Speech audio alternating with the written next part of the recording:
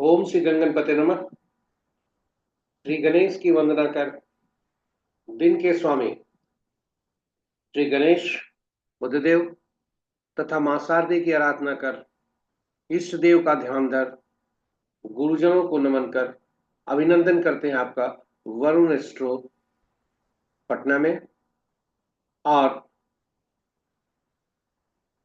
प्रस्तुत दैनिक पंचांग में यह 6 भागों में नित्य प्रस्तुत होता है और आपके सुझाव के अनुसार इसका लघु रूप हम प्रकाशित कर चुके हैं। वो अलग से है और यह विस्तृत रूप है। इसमें डेटा जो भी प्रयुक्त हुए हैं वह दृढ़ पंचांग से लिए गए हैं। छवि गूगल से ली गई है और संकलन कर वरुण एस्ट्रो द्वारा संकलन कर आपको आप तक हम YouTube के माध्यम से पहुंचा पाने में समर्थ हो रहे हैं। तो चलते हैं दैनिक पंचांग की तरफ। दैनिक पंचांग जो 6 भागों में है उसके पहले भाग में आपका स्वागत है।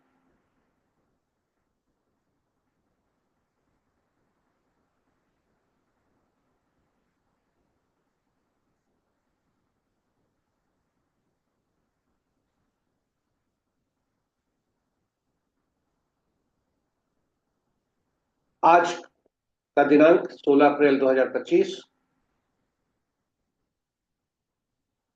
वैशाख माह कृष्ण पक्ष 1946 आकाश संवत क्रोधी विक्रम संवत 2082 कलायुग।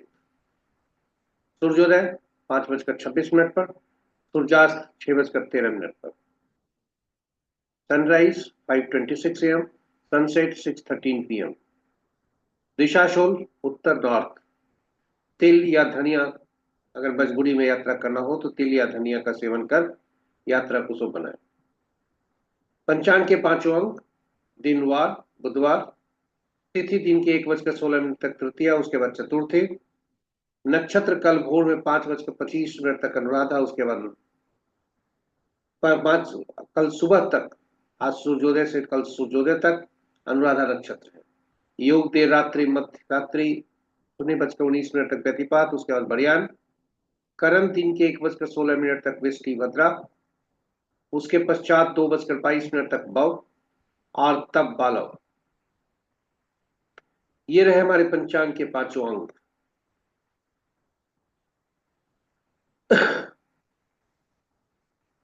महत्वपूर्ण मुहूर्त में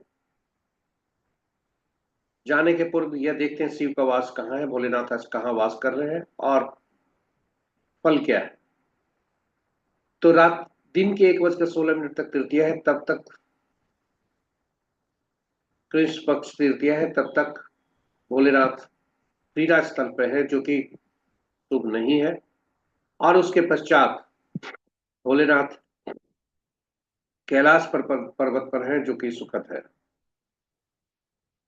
महत्वपूर्ण मुहूर्त में शुभ मुहूर्त में देखें, अभिजीत मुहूर्त दिन के अभिजीत मुहूर्त आज नहीं है। अमृतकाल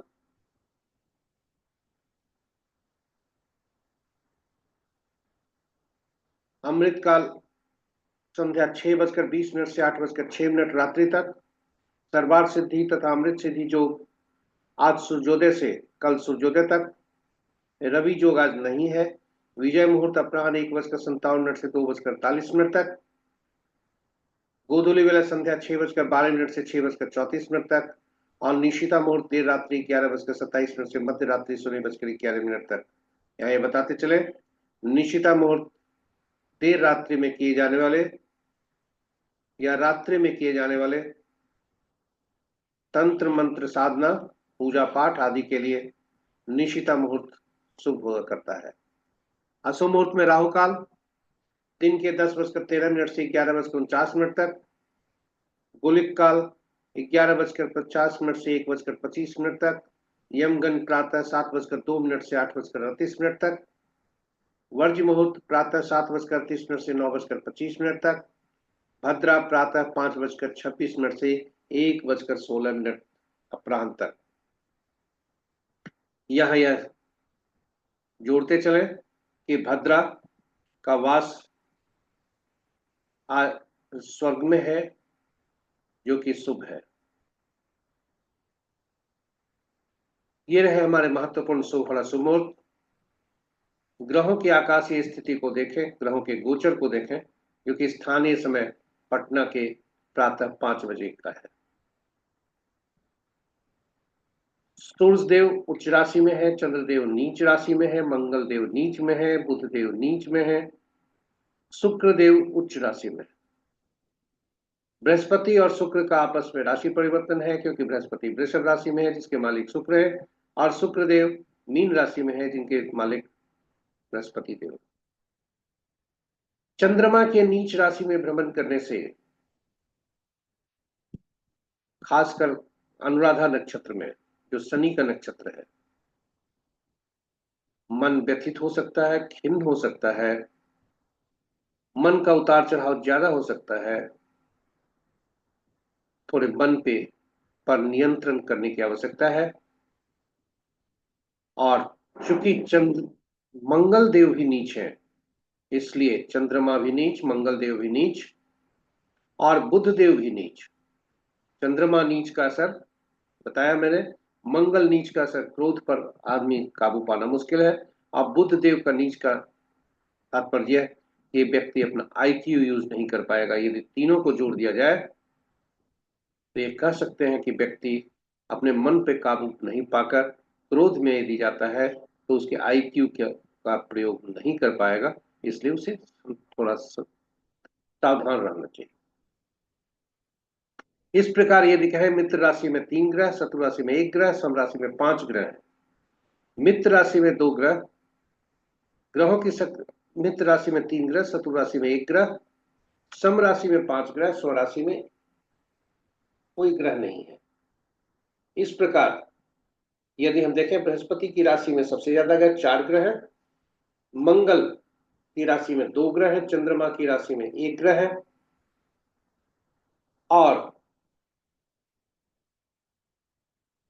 सूर्य तथा शनि की राशि में कोई ग्रह नहीं है।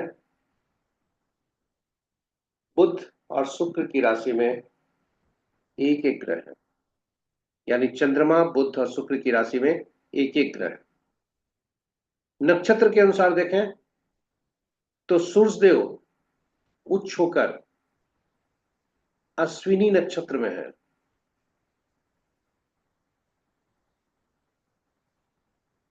चंद्रदेव अनुराधा में, मंगल देव पुष्य में, बुध देव उत्तराभाद्रा में, बृहस्पति देव मृगशिरा में, शुक्र देव पूर्वाभाद्रा में, शनिदेव भी पूर्वाभाद्रा में, राहु देव भी पूर्वाभाद्रा में, और केतु देव उत्तरा फाल्गुनी में। इस प्रकार नक्षत्र के अनुसार यदि देखें तो मित्र नक्षत्र में 2 ग्रह हैं, शत्रु नक्षत्र में 2 ग्रह हैं, सम नक्षत्र में 5 ग्रह हैं। शुक्र, बुध, चंद्र, राहु ये स्वतंत्र ग्रह हैं, क्योंकि इनके नक्षत्र में कोई ग्रह नहीं है। बृहस्पति के नक्षत्र में 3 ग्रह, शनिदेव के नक्षत्र में 3 ग्रह हैं, और केतु देव के नक्षत्र में 1 ग्रह है। साथ साथ मंगल और सूर्य के नक्षत्र में क्रमशः एक एक ग्रह। तो ये रहे ग्रहों के चाल, आकाशीय स्थिति। पुनः बता दें कि चंद्रमा नीच राशि में है, मंगल भी नीच राशि में, बुधदेव भी नीच राशि में है। मन को व्यथित होने से, मन को खिन्न होने से और क्रोध पर नियंत्रण करने की सलाह ग्रह की आकाशीय स्थिति दे रहे हैं। तो अब चलते हैं, हम यहाँ पर हमारे पहले भाग की प्रस्तुति समाप्त होती है। हम आपको ले चलते हैं दूसरे भाग में, बने रहिए हमारे साथ। स्वागत है आपका दूसरे भाग की प्रस्तुति में, दैनिक पंचांग। चूंकि यह ये बता दें, यह चंद्रमा जिस नक्षत्र में होते हैं उनके नक्षत्र स्वामी के समूह के अनुसार फल देखा जाता है कि आज का दिन कैसा होगा। यहां हमने एक शब्द प्रयोग किया जो कि आपको भी संशय में डाल सकता है। चंद्रमा जिस नक्षत्र में होते हैं उनके नक्षत्र समूह के स्वामी। तो बताते चले कि चूंकि यह इसे नव तारा चक्र बोला जाता है या तारा बल भी बोला जाता है, यह बहुत ही उपयोगी होता है, केवल दिन की शुभता निकालने में नहीं बल्कि मुहूर्त, अन्य संबंधों के लिए भी, शादी विवाह, जन्म कुंडली मिलान आदि के लिए, यहां तक कि आपके पार्टनर, चाहे बिजनेस पार्टनर हो, लाइफ पार्टनर हो, दोस्त हो, भविष्य का पार्टनर होने जा रहा हो, वो कैसा होगा आपके साथ, वह नव तारा चक्र के अनुसार हम देख सकते हैं। तो नव तारा चक्र बहुत ही उपयोगी है, जिसकी का हमने वीडियो डाला है और आपके सुझाव के अनुसार उस पर प्रैक्टिकल वीडियो भी पुनः डाला है। जरूर देखें, साझा भी करें, क्योंकि यह बहुत ही उपयोगी है। अब हम संक्षेप में यहां बता दें, कुल 27 नक्षत्र होते हैं, परंतु ग्रह 9 ही होते हैं और नक्षत्र ही ग्रहों के मन होते हैं। यानी ग्रह अपने हिसाब से फल नहीं देते, नक्षत्र के हिसाब से फल देते हैं। इसलिए नक्षत्रों के को 27 नक्षत्रों को 3 भागों में बांटा गया, 9 ग्रहों के अनुसार। 9 नक्षत्रों का समूह एक साथ, दूसरा समूह बना फिर 9 का, जो 10वां से 18वां पर नक्षत्र बने क्रम संख्या, क्योंकि नक्षत्रों की क्रम संख्या फिक्स्ड है, निर्धारित है। तो पहला से 9वां नक्षत्र समूह जो बने वो एक जगह, एक ग्रुप बने समूह, दूसरा 10वां से 18वां बना और तीसरा श्रेणी बना 19वां से 27वां। तो हर ग्रुप जो बना पहला से 9वां, 10वां से 18वां, 19वां से 27वां, हर ग्रुप में से पहला ग्रह, पहला नक्षत्र, यानी पहला 10वां 18वां 19वां नक्षत्र को लिया गया और उनका स्वामित्व पहले ग्रह को दिया गया। और ग्रहों की क्रम संख्या महादशा के अनुसार हुआ करती है, यानी केतु, शुक्र, सूर्य, चंद्रमा, मंगल, राहु, बृहस्पति, शनि तथा बुध इसी क्रम में होते हैं। तो पहला नक्षत्र जो समूह बना, यानी पहला 10वां और 19वां नक्षत्रों का, तो उनका स्वामित्व केतु दिया गया। इसी क्रम में अगर कहें तो 5वां, 14वां, 23वां को मंगल दिया गया और 9वां, 18वां, 27वां का नक्षत्र समूह का स्वामित्व बुध को दिया गया। अब महत्वपूर्ण गणना के लिए महत्वपूर्ण बातें हैं कि चंद्रमा जिस नक्षत्र में होते हैं उनके नक्षत्र समूह का जो स्वामी होता है वहां से गणना की जाती है फलित करने के लिए, और वह पहला ग्रह होता है, पहला ग्रह, और वहीं से गणना आरंभ की जाती है। पहला ग्रह मिश्रित फल देते हैं और वहां से तीसरा, 5वां, 7वां ग्रह जो होते हैं वह अशुभ फलदायी होते हैं। दूसरा, चौथा, छठा, 8वां, 9वां ग्रह शुभ फलदायी होते हैं।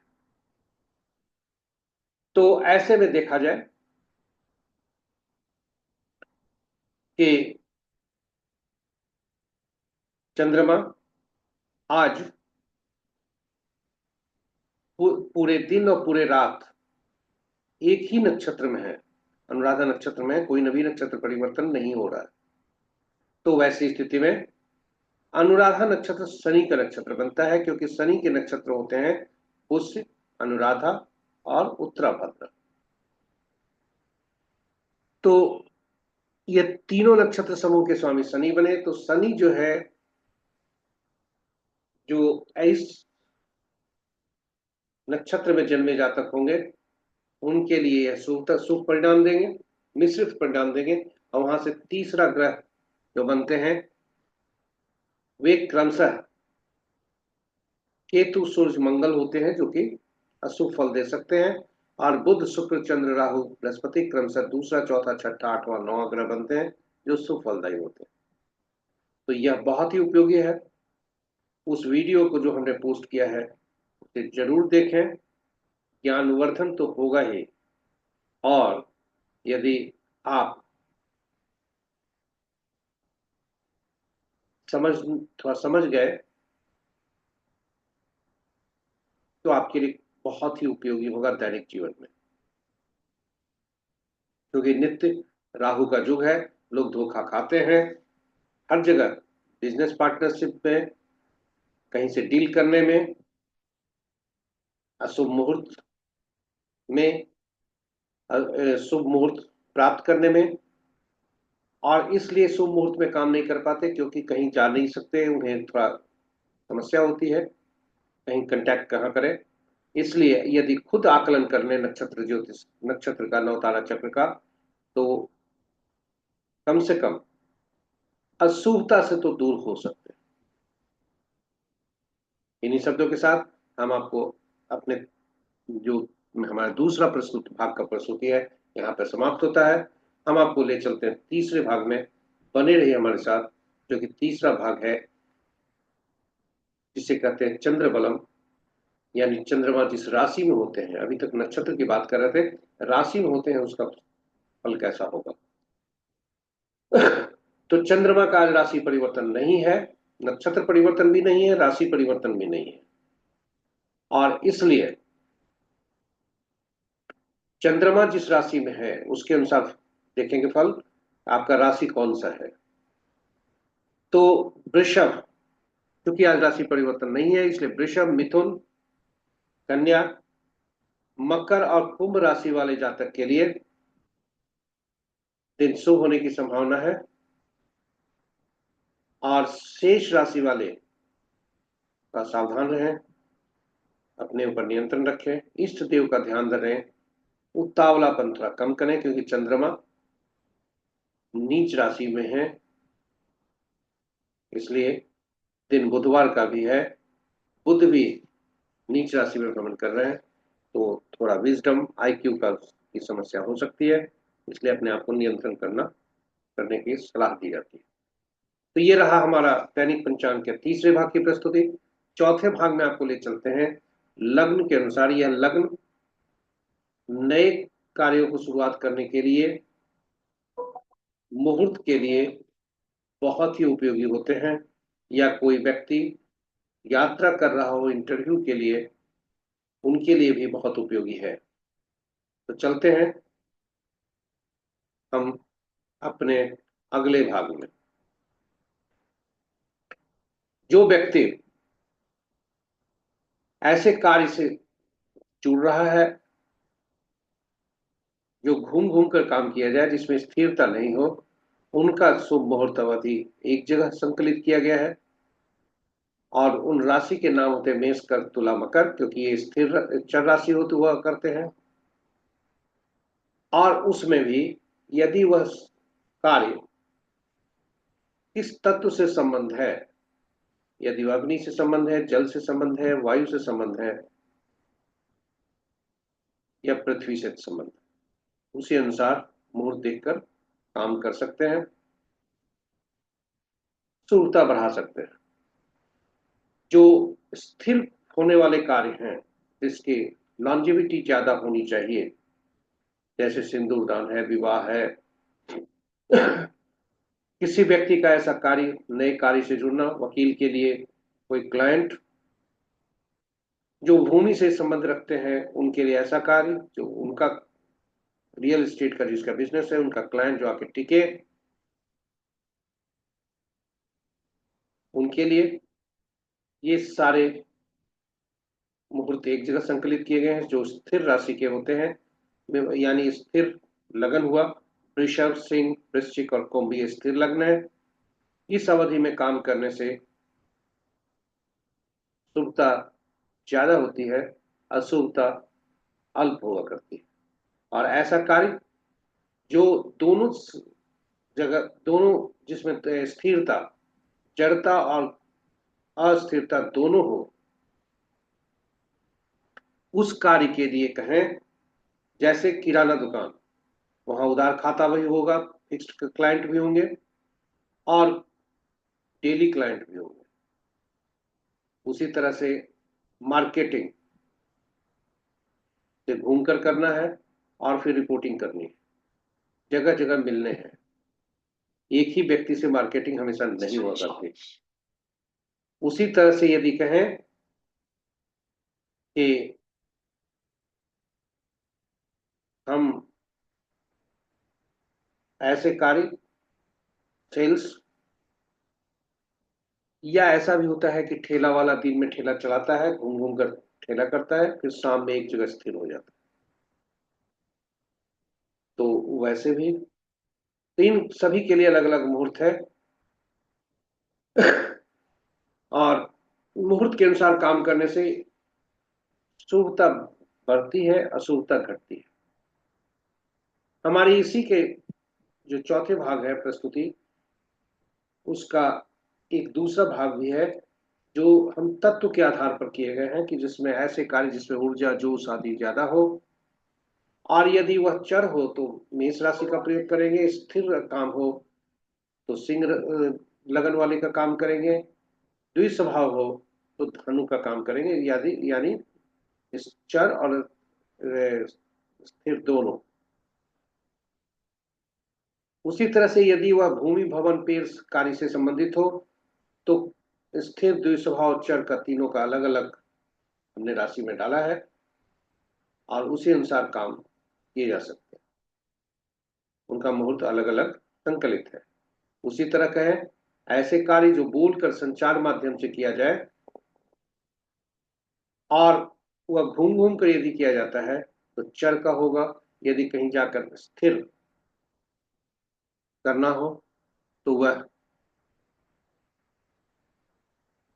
उसका अलग समय मुहूर्त हमने निकाल करके दिया है, और द्विस्वभाव जो यदि हो तो उसका अलग है।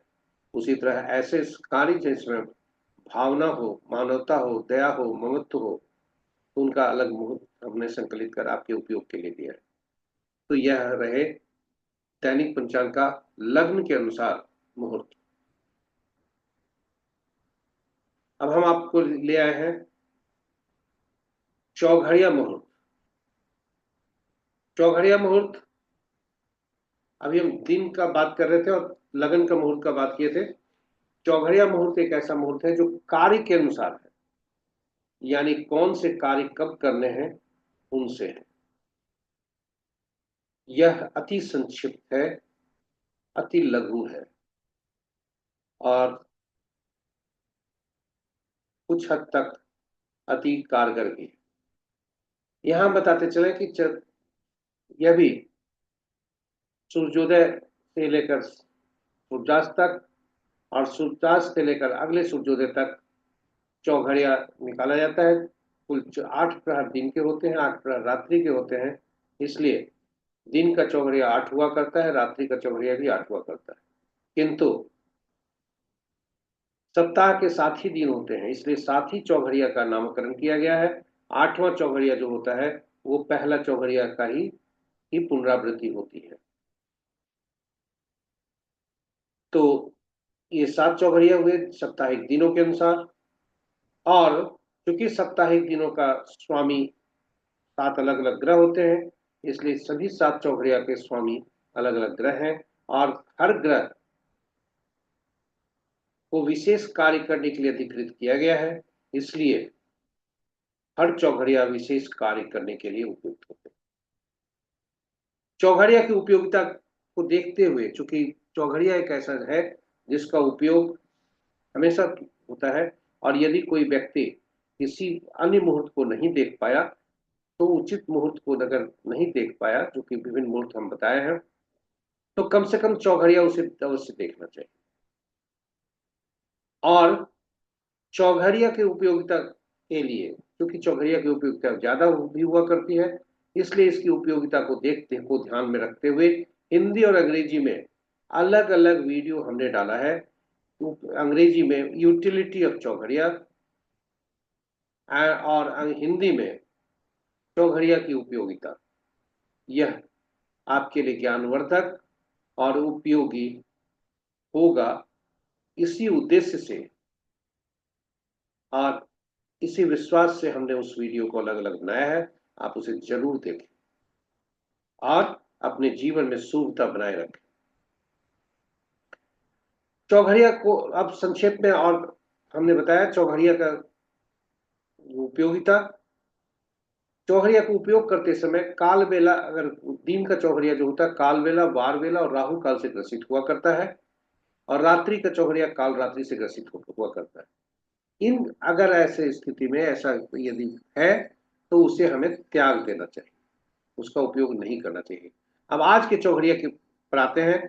आज का चौघड़िया चूंकि दिन बुधवार है, बुध का संबंध विद्यार्जन से है तो लाभ चौघड़िया से दिन आरंभ हो रहे हैं और लाभ चौघड़िया से दिन समाप्ति हो रहे हैं। और दिन का चौघड़िया जो है काल चौघड़िया 8:38 से 10:13 तक काल बेला से ग्रसित है। रोग चौघड़िया 11:49 से 1:25 तक है। राहु काल से ग्रसित है। यहाँ बताते चले, काल चौघड़िया नाम जरूर काल है, अशुभ है, लेकिन यह दैनिक वृत्ति से संबंध रखता है। रोग चौघड़िया दुश्मन को परास्त करने के लिए मंगल से संबंध रखता है। ये दोनों अशुभता से अधिव्याप्त हैं, इसलिए इनका त्याग करना चाहिए। वहीं रात्रि का चौघड़िया लाभ चौघड़िया काल रात्रि से ग्रसित है, उनका त्याग करना चाहिए ताकि आपके जीवन में अशुभता बनी रहे और अशुभता कम हो, शुभता बनी रहे, अशुभता बिल्कुल नगण्य हो। इसी उद्देश्य से इस वीडियो का उपयोगी बना सकते हैं और ये उपयोगी होगा ऐसा हमारा विश्वास है। हम ले चलते हैं अपने तीसरे अंतिम पड़ाव में, जो अंक ज्योतिष के अनुसार कैसा दिन रहने की संभावना है। तो देर न करते हुए हम चलते हैं अंक ज्योतिष में। स्वागत है आपका अंक ज्योतिष। अंक शास्त्र के अनुसार आज दिन कैसा रहने की संभावना है। अंकों का जो हमारे जीवन में अहम भूमिका हुआ करती है। अंक हमारे सांस के बाद अंक ही होते हैं जो बार बार हमारे पास आते हैं, और हम कहें हम अंकों में ही सांस लिया करते हैं। अंक हमारे हर जगह टकराते हैं। जन्म हम जब लेते हैं तो केवल हमारे पास ईश्वर गिफ्ट के रूप में केवल जन्म तिथि, वर्ष, माह तथा समय देते। उसके बाद हमारे माता पिता अंक जोड़ते हैं नाम के रूप में, जिसका अंकीय जो होती है उसकी मानकता होती है, अंक का भी वैल्यू होता है, उन अक्षरों का अंकीय वैल्यू भी होता है। तो वे होते हैं। फिर आगे चलकर हम पढ़ाई करते हैं, वहां भी अंक आता है, और चाहे रजिस्ट्रेशन नंबर हो, रोल नंबर हो, परीक्षा देते हैं, विभिन्न परीक्षाओं को पास करते हैं, उसमें भी अंक होता है। और फिर मोबाइल, विभिन्न शहर में जाते हैं, नौकरी पकड़ते हैं, पार्टनर, सभी अंक के साथ है। विवाह सूत्र से बनते हैं, वह भी अंक है। तो इस तरह जीवन में हमारी खुशी और दुख दोनों अंक में अंकों की भूमिका अहम होती है। कुछ अंक हमारे लिए शुभ होते हैं, कुछ अंक खराब होते हैं, कुछ अशुभ भी होते हैं, या कुछ न्यूट्रल भी होते हैं। तो व्यक्ति यदि अंक ज्योतिष से यदि थोड़ा सा भी जान जाए कि आज का संकेत क्या मिल रहे हैं या कौन सा अंक हमारे लिए शुभ होगा, कौन सा अशुभ है, तो थोड़े से कर्म कर शुभता को बना सकता है। हल्का सा करेक्शन कर जीवन में शुभता बनाए रख सकता है, स्ट्रगल को कम कर सकता है। या जो व्यक्ति यह समझ जाए कि हमारे लिए परिणाम थोड़ा देर से आएंगे, तो उतावलापन उसमें कम हो सकते हैं, उसके ब्लड प्रेशर घट सकते हैं और वह अनावश्यक रूप से परेशान नहीं हो सकता। तो अंक ज्योतिष का कमाल यह है। तो आज के अंक ज्योतिष पर हमने लर्निंग वीडियो डाले हैं। कुछ और वीडियो हम लेकर आ रहे हैं कि जो जिस व्यक्ति का मिसिंग नंबर होगा उसके कैसे फल होंगे, क्योंकि सभी अंक सबको मिल जाए ऐसा नहीं होता। जन्म तिथि में कुछ मिसिंग अंक भी होते हैं और कुछ एक अंक से ज्यादा भी होते हैं। उसी तरह मोबाइल में भी होता है। तो मिसिंग अंक को लेकर हम एक नया वीडियो लगभग लेकर शीघ्र आ रहे हैं। आज के तिथि के अनुसार देखें तो यहाँ यह संक्षेप में बता दें कि अंक हमारे पास जब भी आते हैं, एकल अंक में, जैसा हमने पहले भी बताया, एकल अंक ही यूज किया जाता है। 1 से 9 तक शून्य, क्योंकि इन्फिनिटी को दर्शाता है, इसलिए उसका प्रयोग अंक शास्त्र में नहीं किया जाता है। साथ ही साथ यदि कुछ ऐसे अंक हमें हमारे पास आए जो अंकों का समूह हुआ, तो उन अंकों में इस प्रयुक्त हुए प्रत्येक अंकों को जोड़कर एकल अंक बनाया जाता है। जैसे आज ही का दिन देखें, 16/4/2025। इसमें तिथि का योग करें तो 1 6 का योग 7 होता है, और तिथि वर्ष माह को जोड़े तो 2 होता है। और इस प्रकार यदि कहें तो ये 7 और 2 का कॉम्बिनेशन है। मूलांक आज के दिन का 7 है। आज का जो व्यक्ति जन्म लेगा उसका मूलांक 7 और भाग्यांक 2 होगा। 7 और 2 आपस में जो कॉम्बिनेशन है इनका, वह उतना अच्छा नहीं होता। इसको बैलेंस करने के लिए जो दोनों के मित्र हों उन्हीं का उपाय किया जाता है। तो आज का दिन देखें, 2 चूंकि मूलांक है, इसे अंक ज्योतिष में रानी का अंक कहा जाता है, फीमेल का अंक कहा जाता है। राजा का अंक 1 का होता है। तो अब हम देखते हैं, 1 अंक राजा, 2 अंक रानी, 3 अंक गुरु, राजा के गुरु, 4 अंक राहु का हुआ, जो कि जो है राज्य में कुछ गड़बड़ करने वाला, जिसे कुछ लोग छलिया भी कहते हैं। 5 अंक राजकुमार, 6 अंक जो है दैत्यों के गुरु, भोग विलास से संबंध। 7वां केतुदेव, स्पिरिचुअलिटी से संबंध। 8वां दासता से संबंध है इनका, एग्जीक्यूटिव हुए ये। 9वां सेनापति, डॉक्टर, चिकित्सक। ये इस तरह से इनका संख्या है।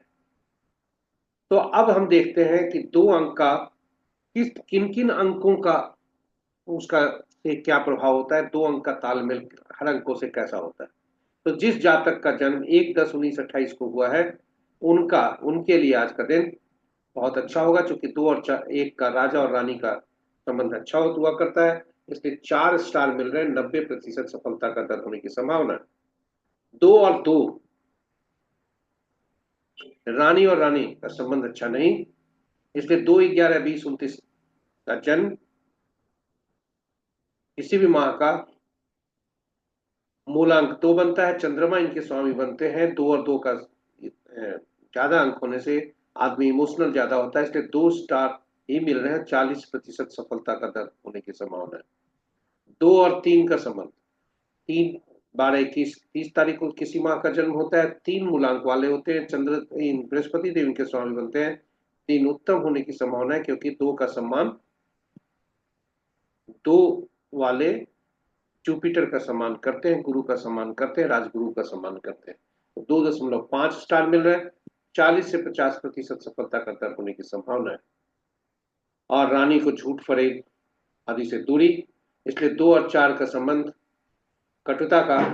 4/13/22/31 को जिनका जन्म हुआ है, 4 मूलांक होता है। राहु इनके स्वामी बनते हैं। सावधानी जरूरी है, क्योंकि दिन अच्छा नहीं होने की संभावना है। आपस में संबंध अच्छा नहीं है। 2 स्टार मिल रहे हैं। 50% सफलता का होने की संभावना है। 5/14/23 को जन्मे जातक, 5 मूलांक वाले राजकुमार, स्वाभाविक है रानी का संबंध 2 का संबंध अच्छा होगा। उत्तम संबंध है, उत्तम दिन है। 3.5 स्टार मिल रहे हैं। 90 से 100% सफलता का दर होने की संभावना है। 6 मूलांक वाले, 6/15/24 को जिनका जन्म होता है, 2 का संबंध उनसे अच्छा होगा। सामान्य दिन होने की संभावना है। 2 स्टार मिल रहे हैं। 70 से 80% सफलता का दर होने की संभावना है। 7 मूलांक वाले, 7/16/25 को इनका जन्म होता है। केतु देव इनके स्वामी बनते हैं। दिन उतना अच्छा नहीं होगा, फिर भी 2 स्टार मिल रहे हैं। 50% सफलता का दर होने की संभावना है। और 8/17/26 को जन्मे जातक, 8 मूलांक वाले, शनि देव इनके स्वामी, स्टार 0 मिल रहे हैं। स्वास्थ्य की चिंता जरूर करनी चाहिए। इनको थोड़ा गाड़ी चलाते समय सावधान रहना चाहिए, क्योंकि 2/8 का संबंध अच्छा नहीं है। राजा का शत्रु रानी का भी शत्रु होता है। मंगल देव जी इनके स्वामी बनते हैं, यानी 9 मूलांक वाले, 9 18 27 तारीख इनका जन्म होता है। दिन उतना अच्छा नहीं बीतने की संभावना है, 1.5 स्टार मिल रहे हैं। राजा को सैनिक से, सेनापति से ज्यादा आवश्यकता नहीं होती है, इसलिए 30% सफलता का दर होने की संभावना है। तो ये रहे अंक ज्योतिष के अनुसार कैसा तालमेल होगा, कैसा दिन बीतने की संभावना है। तो इस तरह से हमारी प्रस्तुति यहाँ पर समाप्त होती है। आप हमारे धैर्य पूर्वक हमसे बने रहे, हमारे साथ देखते रहे इसको, प्रस्तुति को। इसके लिए आपको धन्यवाद। और आपसे आग्रह है कि यदि पहली बार देख रहे हैं तो ये सब्सक्राइब जरूर करें। आज बुध तुर्स जो 1 नंबर होते हैं, वे ज्ञान का प्रकाश डालते हैं। 5 जो बैलेंस का होता है वह भी ज्ञान का है। तो इसका प्रसार करें, चैनल को सब्सक्राइब करें, नोटिफिकेशन बटन को दबा दें ताकि हमारी हर प्रस्तुति को आप तक पहुंच सके। और अंत में इसे साझा जरूर करें अपने मित्रों, परिजनों और शुभेच्छुओं के बीच, ताकि इसकी उपयोगिता ज्यादा हो सके। उनकी जीवन में शुभता ज्यादा, अशुभता कम हो सके। और इसे अपने फीडबैक जरूर दें यूट्यूब में कमेंट बॉक्स में जाकर। इन्हीं शब्दों के साथ हम आज आपसे विदा लेते हैं। दिन के स्वामी गणेश तथा बुद्धदेव और मां शारदे की असीम कृपा पर बनी रहे। आपका दिन शुभ हो। जय गणेश, जय मां शारदे, जय बुद्ध।